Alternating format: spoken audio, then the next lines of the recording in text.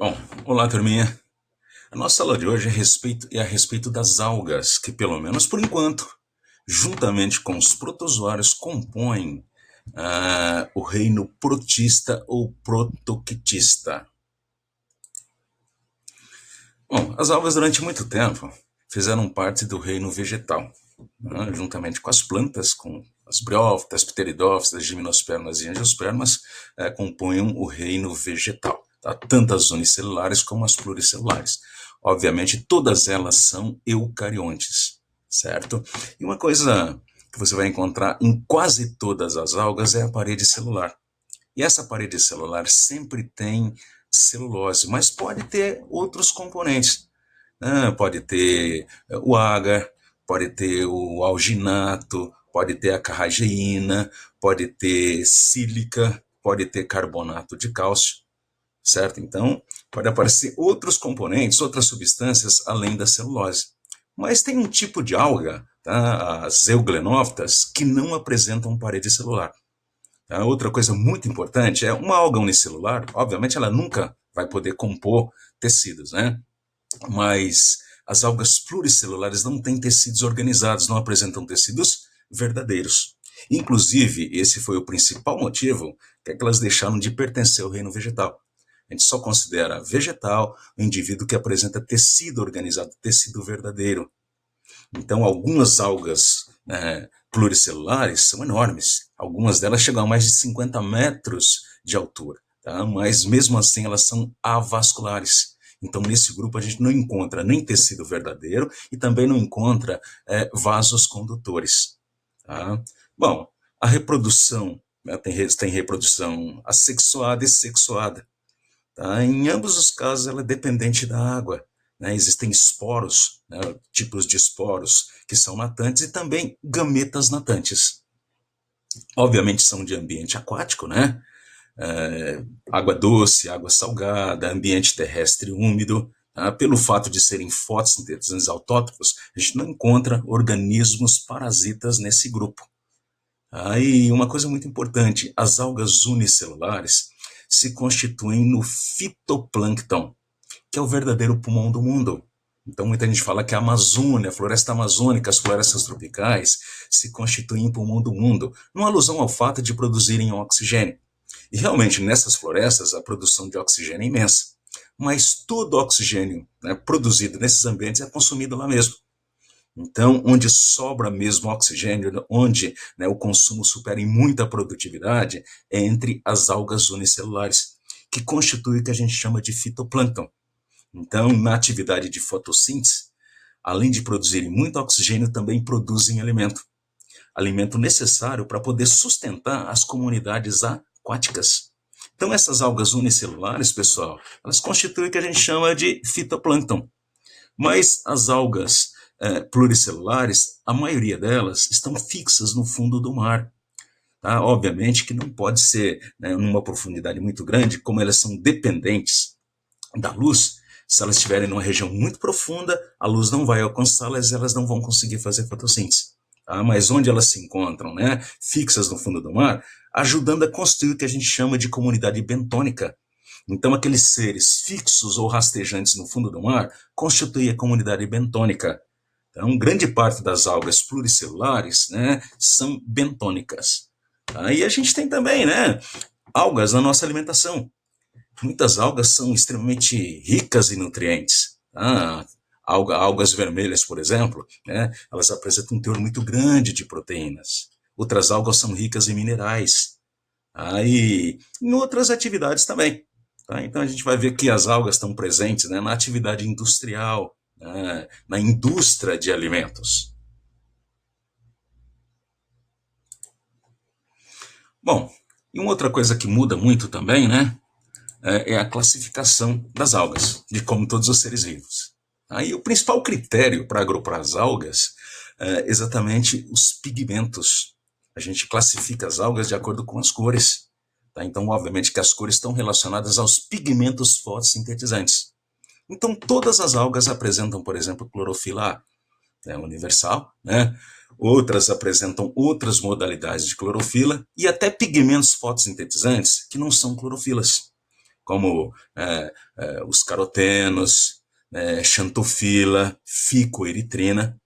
Tá? Então, essa diversidade de pigmentos nas algas é muito importante, porque como elas vivem na água, à medida que a luz penetra na água, ela vai sendo fracionada, tá? E as cores não chegam de forma uniforme em todas as profundidades.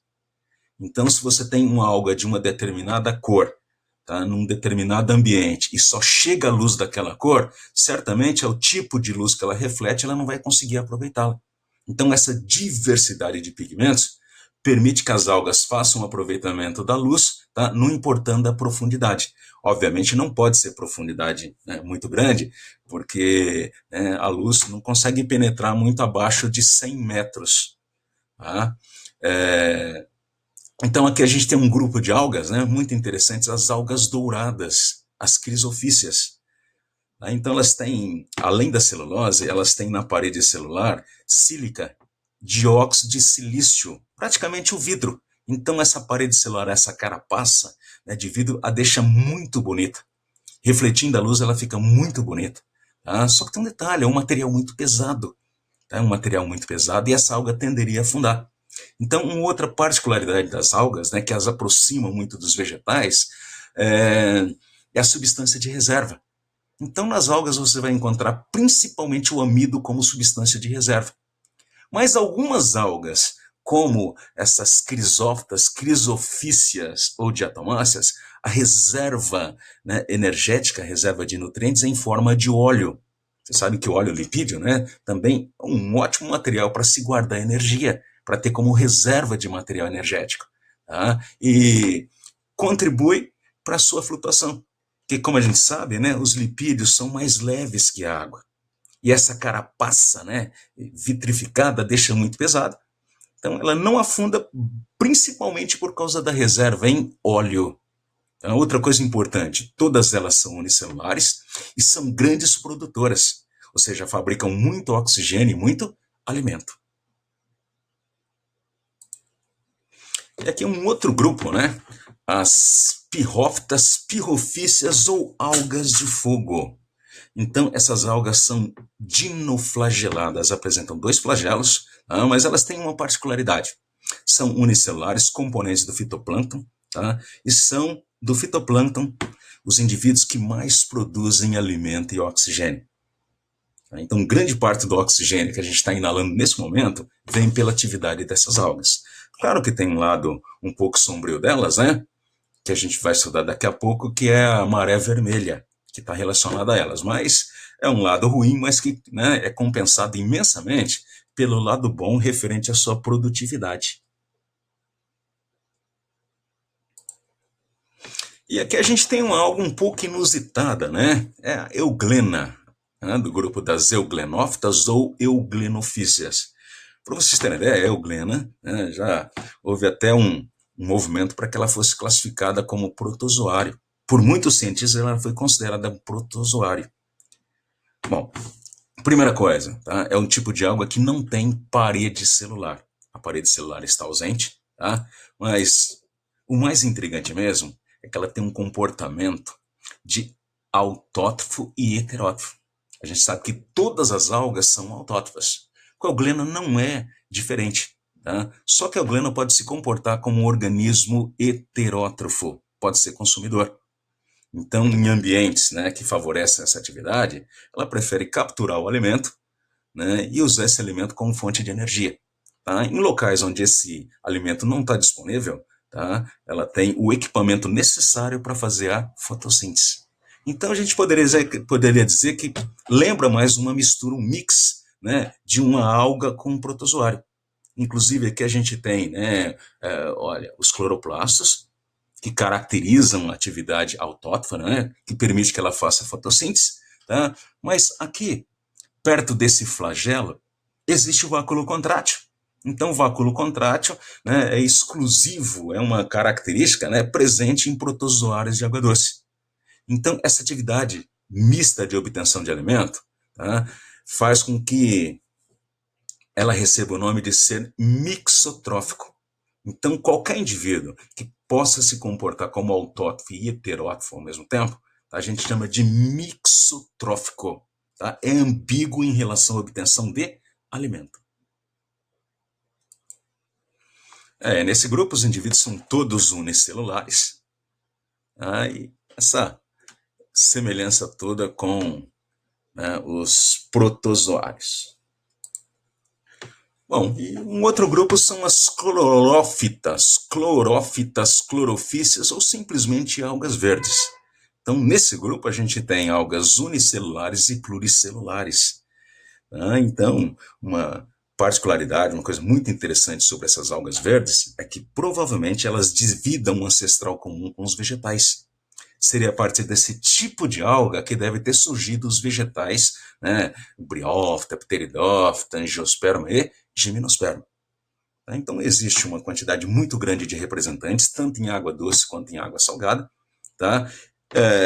Pluricelulares, como a uva, conhecida como alface do mar, né, com um teor muito grande de proteínas e sais minerais.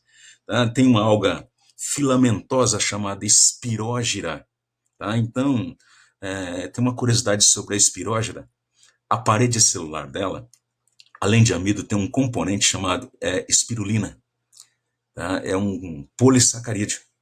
Então, essa espirulina extraída, tá, é usada para fazer um gel, e esse gel, né, em pessoas que fazem dieta de restrição calórica, esse gel, ao ser ingerido uma cápsula de espirulina, ele forra a parede do estômago e engana o estômago.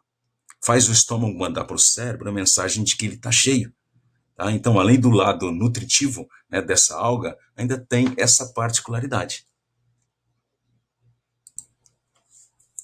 Unicelulares, né, como a Volvox, inclusive o fenômeno da eutrofização que se verifica, né, em água doce, tá, geralmente são produzidos a partir da ação, da proliferação de algas verdes assim. E aqui, gente, um outro grupo, né? Então, nesse grupo das feófitas, feofícias ou algas pardas. Não são feiófitas, não, tá? Não confunda, é feófcias ou feofícias, que quer dizer literalmente algas pardas, né? Como o sargaço e a laminária. Então, são algas pluricelulares, e nesse grupo a gente tem as maiores algas que conhecemos. Algumas delas chegam a 60 metros, né, de altura, como a laminária. Mas como eu disse para vocês, né, inclusive o nome dessa alga é porque o corpo todo dela, apesar desse comprimento todo, não passa de uma lâmina. Como não existem tecidos condutores, ela tem que realizar trocas diretamente com a água que a circunda, certo? Aqui não, o sargaço, né, algumas delas desenvolveram bolhas de ar, vesículas de ar, que permite a flutuação de fragmentos, tá, que ajuda na sua proliferação. E as rodofícias, rodófitas ou algas vermelhas. Então, elas são avermelhadas, está nessa cor do vermelho, né? Além da clorofila, tem também ficoeritrina, um pigmento fotossintetizante avermelhado, né? Mas uma particularidade muito legal, uma curiosidade dessa alga, é que o sushizinho, aquela membranazinha do sushizinho que parece uma fita isolante, na realidade é uma alga, e esse tipo de alga, tá, a gente chama de nori, pórfira ou nori. Tá? E uma característica interessante é que é muito rica em proteína. Então, essas algas, a gente sabe, muitas delas estão relacionadas à nossa alimentação, introduzidas principalmente pela cultura alimentar dos orientais. Então, apesar de sugerir, né, até uma samambaia e tal, então esses organismos ainda são muito simples. Não tem nem tecidos verdadeiros, nem vasos condutores. Bom, e as algas são imprescindíveis para a vida não só no ambiente aquático, mas também no ambiente terrestre. Então a gente sabe que, né, a importância ecológica dessas algas tem a ver a produção de oxigênio de alimento e a manutenção dos ambientes, principalmente os ambientes aquáticos, sustentam as cadeias alimentares. Um aspecto ecológico, mas não muito legal, né? É que, por exemplo, aquelas algas dinoflageladas, as pirrofícias, que são as maiores produtoras de oxigênio de alimento, também estão relacionados à manifestação do que a gente chama de maré vermelha. Tá? Então a gente sabe que em algumas situações especiais, as algas proliferam demais, né, aumenta muito em quantidade, reproduzem em demasia, a gente chama isso de floração das algas. De maneira geral, todo o processo relacionado à proliferação excessiva de algas, a gente chama de floração das algas. Tá? E com essas algas aqui, não é diferente. Em ambientes onde tem uma quantidade muito grande de nutrientes minerais, se isso vir acompanhado de uma elevação de temperatura, estimula a proliferação e elas passam a produzir, tá, uma toxina, um veneno muito forte que causa mortandade, né, de animais, de micro-organismos desse local. Como essa toxina é avermelhada, então cria na superfície da água, né, essa cor avermelhada, por isso o nome de maré vermelha. Tá? Dificilmente afeta o ser humano, né? Mas se um indivíduo comer algum alimento, né, um molusco, um crustáceo contaminado com esse veneno, pode ter alguma indisposição. A gente não sabe de alguém que tenha morrido por causa disso, né? Mas pode haver alguma intoxicação, certo? Bom, e tem o lado alimentar, né? Como eu falei para vocês, nas rodofícias, as algas vermelhas, existe a particularidade, olha, de ser usada para poder envolver aquele sushizinho, né, que a gente tanto adora, né, da culinária japonesa. Tá? A pórfira, né, ou nori, a gente chama normalmente aí, né, são os japoneses que introduziram isso na nossa cozinha, né, chamam de nori. E não para por aí não. Tá? Então, extraído da parede celular das algas vermelhas, você tem o agar. Tá? Então, é um polissacarídeo de aspecto gelatinoso muito usado, né, em doces. Tá? É usado também em meio de cultura, em microbiologia. Então, você que vai fazer uma faculdade de biológicas, né, para poder conhecer os micróbios, você vai ter que criá-los. Então, a cultura para alimentar e induzir a proliferação desses micróbios, normalmente é obtida a partir do agar. Tá? Inclusive, tem um equipamento, né, usado muito para fazer teste de DNA, que usa, né, o famoso gel de agarose. Tá? Então, na preparação do teste de DNA, esse material, essa substância é usada, certo? Então, é o agar-agar ou simplesmente agar. Outra substância importante, ó, principalmente para quem já foi ao dentista e teve que colocar o aparelho dentário, antes tem que fazer o molde, senão não dá certo. Né? Então, para que o seu aparelho, né, seja exatamente, né, adequado para a sua boca, tem que fazer um molde. E você deve ter notado que é um material meio avermelhado, tal. Então, né, aquilo lá é o alginato. Então, esse alginato, a algina, né, é tirado da parede celular de algas pardas. E além de ser usado como molde dentário, é muito usado também para dar consistência para certos cosméticos, né, como, né, o batom. Aquela dureza do batom é por causa desse tipo de material. Tem também a carrageína, extraída da parede celular de algas vermelhas, tá? É usado, né, como espessante, né, para dar consistência para o sorvete de massa. Olha, se não fosse essa substância, o sorvete que a gente teria seria parecido com aquele sorvete italiano, né? Só gelinho, aquele gelo triturado. Então, esse aspecto maçoso do sorvete é devido a essa substância. Tá? E é muito utilizado também no iogurte. Então, a gente tem o que a gente chama de Yakult, né? Que é o nome, na realidade, de fantasia, nome comercial, né? Ele é mais líquido. O que a gente chama de iogurte de verdade mesmo, né, que a gente considera iogurte, é aquele, né, mais cremoso. Então, essa cremosidade é por causa dessa substância. E é usado também em embutidos. Então, dê uma olhada aqui, ó. Tá? Então, esses embutidos, linguiça, calabresa, né, presunto, salame que a gente compra, né, utiliza também, né, o carragem ou carrageína. E olha que interessante, gente. Lembra das algas, né, as diatomáceas, as algas douradas? Então, lembra que ela tem uma parede celular que, além de celulose, tem diatomito. Elas são chamadas de diatomáceas, né? Porque aquele material é o diatomito. Então, como eu disse para vocês, aquele é um material pesado. Graças à reserva de lipídio de óleo que ela tem, é que ela consegue flutuar. Só que quando esse indivíduo unicelular morre, né, há decomposição da matéria orgânica. Então, aquele óleo todo, né, ele acaba desaparecendo, ele acaba apodrecendo. Então, ela fica pesada, decanta e vai para o fundo do mar. Então, a sedimentação, né, dessas carapaças, com o tempo, vai formando uma rocha. Então, essa rocha é o diatometo. E é muito utilizada na nossa vida moderna, né? Então, já há muito tempo, ele é um material leve, né, poroso, tá? E um mau condutor de calor. Então, principalmente em regiões muito quentes ou muito frias, né? Quando essas rochas, ó, dá para perceber aqui, né, que, né, elas se formam no fundo do mar, mas com as mudanças, né, geológicas, algumas dessas rochas acabam aparecendo na superfície. Então, elas são extraídas, por exemplo, para fazer tijolos. Esses tijolos são isolantes térmicos. Num lugar quente como o Nordeste, inclusive lá tem muitas casas feitas de diatometo, tá? Evita que o calor entre. Em lugares muito frios, né, como na Escandinávia, evita que o calor saia. Então, isolante térmico muito utilizado como tijolos. Tá? Outra coisa também, utilizada como filtros. Não é o adequado para filtrar água e torná-la potável.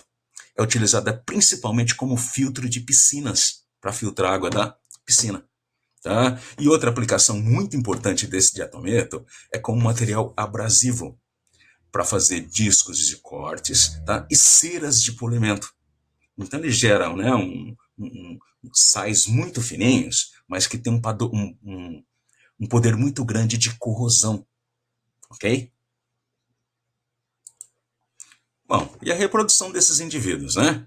Então, como a gente sabe, né, a euglena, que é a unicelular, tá, ela faz basicamente a divisão binária ou cisparidade, uma mitose, que é um processo de clonagem e, consequentemente, reprodução assexuada.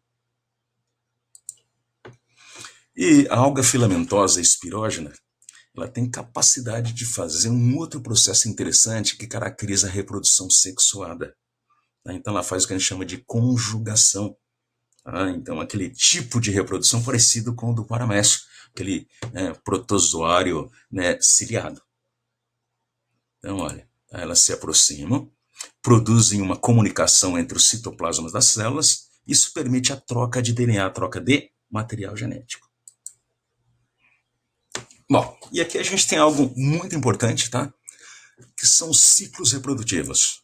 Todo indivíduo que tem no seu processo reprodutivo, né, o ciclo sexuado, ele faz parte de um desses três grupos que eu vou mostrar para vocês agora. Então, nas algas, a gente tem principalmente esse primeiro grupo, tá? E o último grupo. Tá? Mas vamos ver. Então, indivíduos assim têm o ciclo haplobionte-haplonte. Então, isso se aplica a algumas algas, né, principalmente. Então, significa que o indivíduo adulto só existe uma geração. Então, é o indivíduo adulto. E esse indivíduo adulto, essa única geração, tá, é haploide. Tem, né, N cromossomos, um conjunto só de cromossomos. Então, na hora de fazer a reprodução sexuada, tem que gerar gametas. Então, obviamente, né, o indivíduo é haploide, e se os gametas são haploides, esses gametas são obtidos por mitose. Aí esses gametas haploides, na fecundação, vão se unir e formar um zigoto diploide. Peraí, quem é o zigoto? É a primeira célula do novo indivíduo. Só que esse novo indivíduo é haploide, né? E o zigoto é diploide. Então, aqui, ó, entre o zigoto e os novos indivíduos tem que haver meiose. Então, aqui acontece a meiose. Essa meiose vai resultar em esporos, aquela unidade resistente. Então, nesse ciclo aqui, ó, você tem a meiose. Primeiro, ela produz variabilidade genética. A gente não pode esquecer que é na meiose que acontece o crossing over. Né? Aquele embaralhamento de genes, aquela recombinação gênica, garante variabilidade genética. Então, durante o ciclo de vida do indivíduo, o momento que mais produz variabilidade genética é na meiose. É o local que caracteriza a diversificação, porque ocorre, tá, o crossing over. Então, aqui nessa meiose, ó, garante o crossing over e a formação de esporos. A gente sabe que os esporos, de maneira geral, são estruturas resistentes. Então, mesmo que o ambiente esteja, né, adverso, tenha dificuldades, esses esporos vão sobreviver quietinhos ali, né? E a hora que o ambiente ficar legal de novo, né, ficar, né, propício, os esporos se desenvolvem por mitose e dão origem a esse indivíduo adulto. Então, Vejam bem, a meiose acontece aqui, ó, logo no início da vida do indivíduo. Por isso que ela é chamada de meiose zigótica, né, feita pelo zigoto, ou inicial. Então, esse é o ciclo aplobionte-aplonte.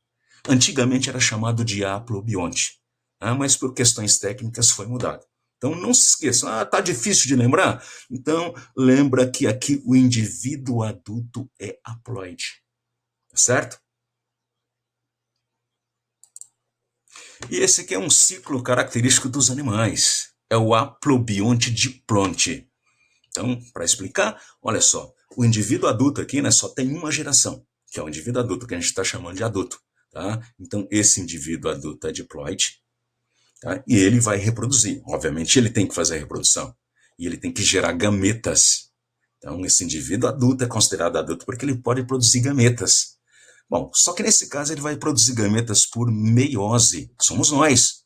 Então, esses gametas haploides que surgem através da fecundação vão se juntar e formar o zigoto. Quem é o zigoto? O zigoto é a primeira célula do novo indivíduo. E esse novo indivíduo é formado por células diploides. O zigoto é diploide. Então, para que esse zigoto dê origem ao adulto, ele vai fazer mitose, certo? É o nosso ciclo. Então, a meiose aqui é gamética ao final.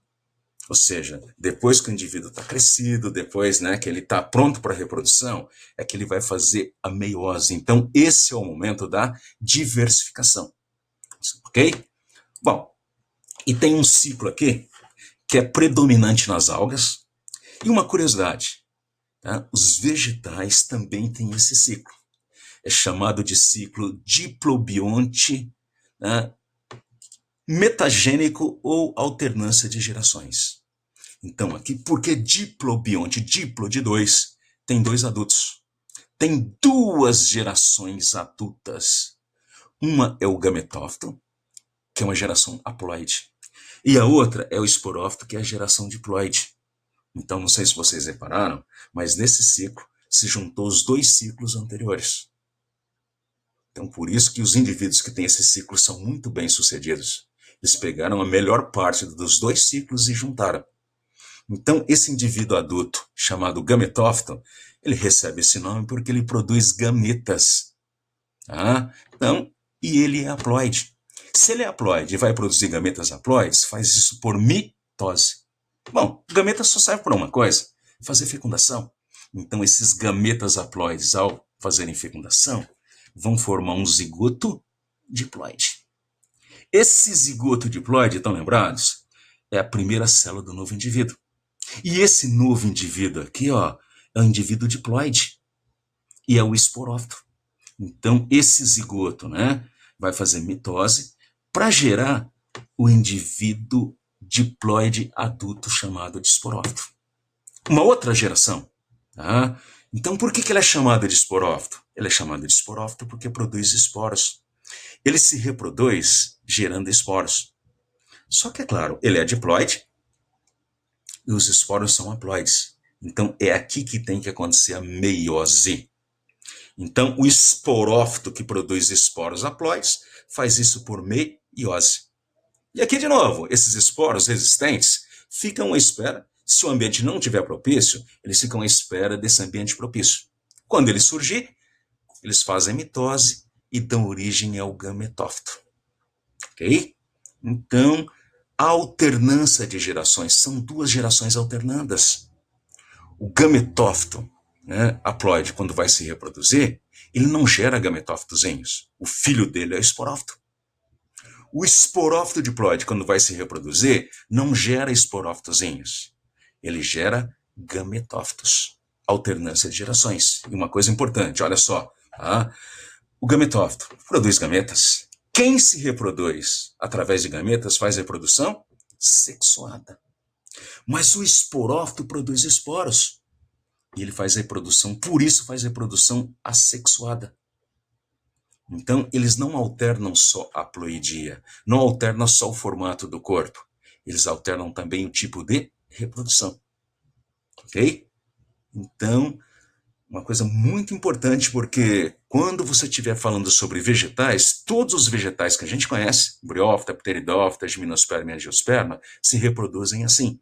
Uma herança, né, das algas verdes que provavelmente lhe deram origens. Tá? Mas grande parte das algas se reproduz assim.